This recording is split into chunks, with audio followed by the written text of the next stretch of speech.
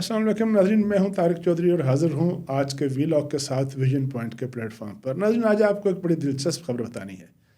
हमारे पाकिस्तान के बलूचिस्तान के एक बहुत बड़े लीडर, बहुत बड़े नवाब, बहुत बड़े सरदार, बहुत बड़े जागीरदार के साथ हाथ हो गया। वो हाथ क्या हुआ उसकी तफसील बताते हैं।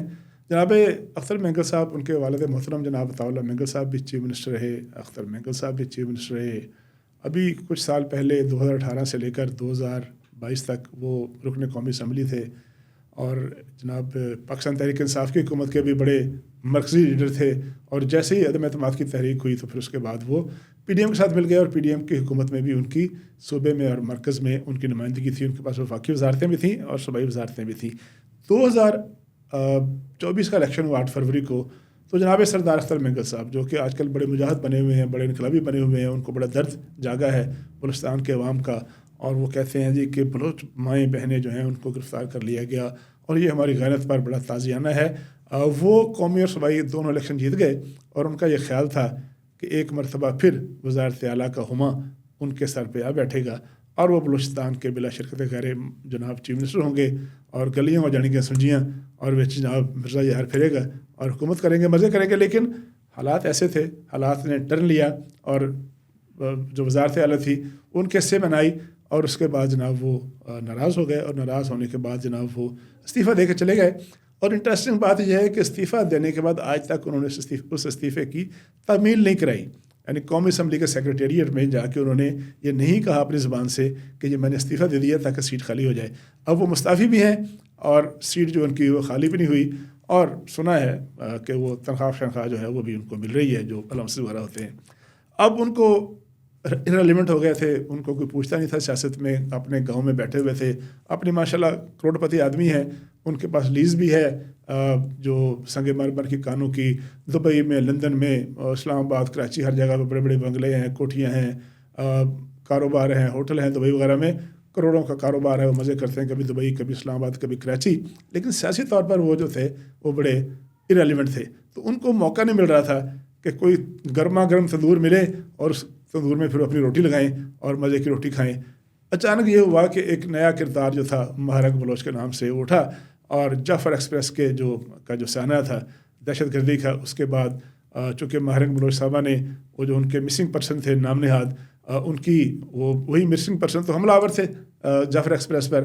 और जब उनके ख़िलाफ़ ऑपरेशन हुआ और उनका कला कमा किया गया, उनको निशाना बनाया गया सिक्योरिटी फोर्स की तरफ से, जब उनकी लाशें आईं तो ख़तरा ये पैदा हुआ कि अब तो DNA हो जाएगा और लाशें जब पता चल जाएंगी कि ये कौन सा मिसिंग पर्सन है जो 6 महीने से गायब था, साल से गायब था, अब वही वो दहशत गर्दी में मुलव्वस था, तो वो उन्होंने हमला करके लाशें उठाने की कोशिश की।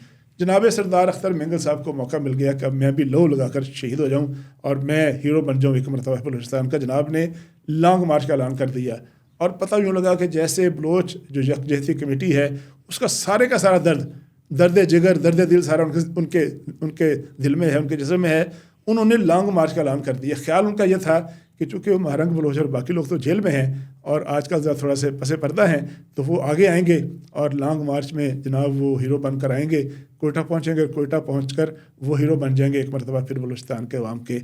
और बलूचिस्तान की जो बलोच यकजहती कमेटी है उसका दर्द बहुत था उनको।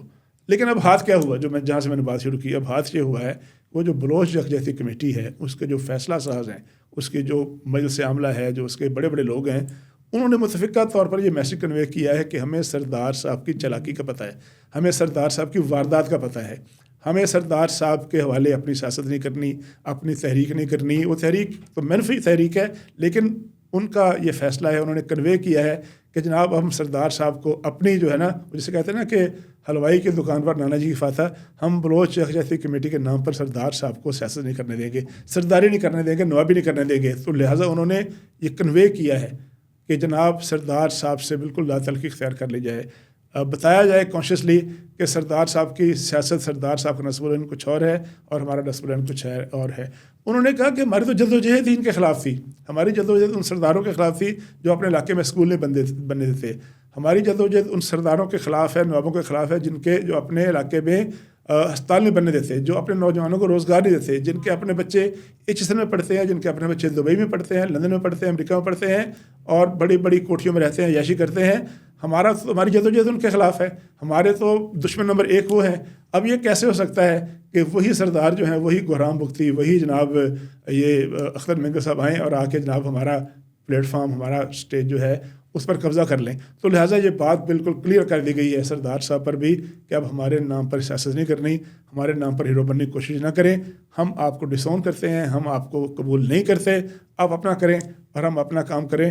وہ ان کی کوشش تھی جناب اختر مینگل صاحب کی کہ میں بھی لہو لگا کے شہید ہو جاؤں، شہیدوں میں شامل ہو جاؤں اور 2 کشتیوں کا سوار رہوں، اور آخر میں جو کشتی جو ہے وہ ساحل پر پہنچے نظر آئے اس میں سوار ہو جاؤں.